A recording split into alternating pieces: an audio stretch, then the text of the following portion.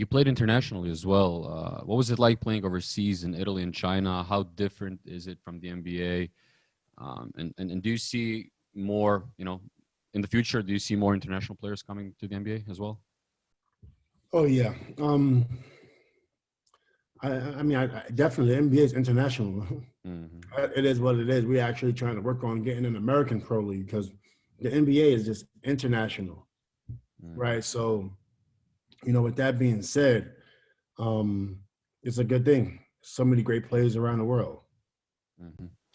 And just like playing in Italy and China is how would you compare the game to the NBA? Like Luka Doncic went on saying that he scores more easily in the NBA because Yeah, because the rules changed. Before, it would not have been that easy. yeah, It would not have been that easy because what happened was in the NBA back in the 80s or 90s, the rules were a little bit different. And then in order to get a lot of the players to be comfortable in America, they had to take the physical part out of it. hand checking and everything. All that stuff is a different game now. It's not the same. Yeah. It's not this. It's not the same when I came in. I'm not saying though certain people wouldn't have been good, but it's definitely not. It's a totally different game, and the game was made to really cater to FIBA rules, Mm-hmm. Mm-hmm. right? To That's cater interesting. to the open up the game. In America, the game was really grind it out, fight it out.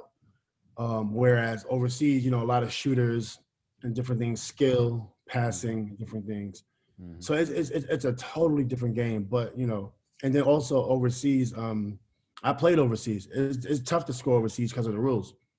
Mm-hmm. I played in Italy, and when I played in Italy, I remember saying that it was really difficult, and also the traveling, the jab step is different. Um, then you have the amount of time Yeah, shorter is game. different. It's shorter game. Um, and then the players you have around you. Also, you got so many. You got better players around you. So everybody got to stay honest. Whereas sometimes overseas, you don't have to be honest. You can just like double team or sit in the paint. You know, come on. It just depends on who's on your team. In the NBA, you can't just leave somebody open. You throw a lob and then catch it, right? So you got to guard everybody. Mm-hmm. So, And but he's a smart player. He's definitely one of the smartest players that I've seen.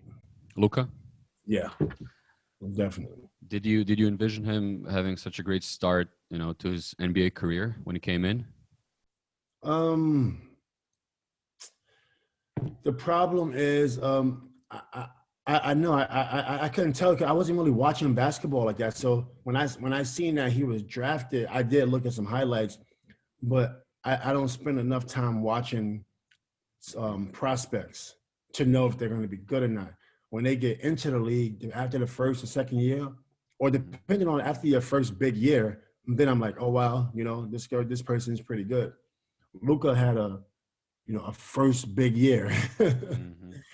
He had a first big year, so really, really talented, really talented. I mean, he's when I was thinking about how I would guard him when I was in my prime, I was thinking about it, and it would have been really difficult because his release um and his patience, Mm-hmm. and his and he got a big body and he can score with not a lot of space.